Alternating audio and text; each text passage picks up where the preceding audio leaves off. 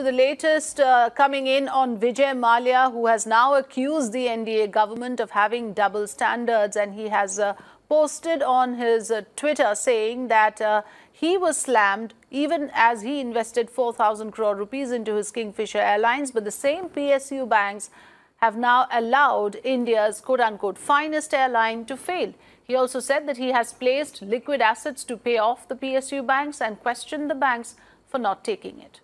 Neha Kulkarni joining us on the phone line. So Neha, primarily what Vijay Mallya is questioning is that why such benevolence shown to Jet Airways, where a similar treatment was not given to Kingfisher Airlines. On the other hand, even his best efforts to retrieve and to actually help the airline was slammed. So these are the questions being raised, but what significance does this have at this point in time, Neha?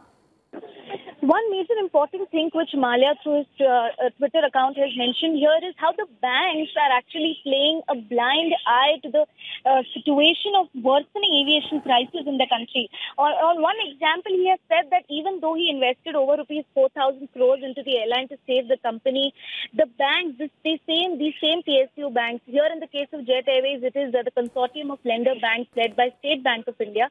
They are playing a blind eye. They are not trying to loan money to this airline and at least give it some operational start so that the operations of the aircraft, the operations of the flight can be restarted. What he's trying to blame the banks here and in turn the government for saying that why can't you all pump some initial set of funds into this aircraft so that it would not see this situation. As far as Jet is concerned, we know right now that the government as such has not given any say on lending money, but we have seen an initial input of rupees 1,500 crores being given from the lending banks here. So this is a statement which Mallya is making, that if this was the situation which was similarly for Kingfisher, why can't they save Jet now, which was considered to be one of the best airlines of the country with the finest of workforce of 23,000 employees.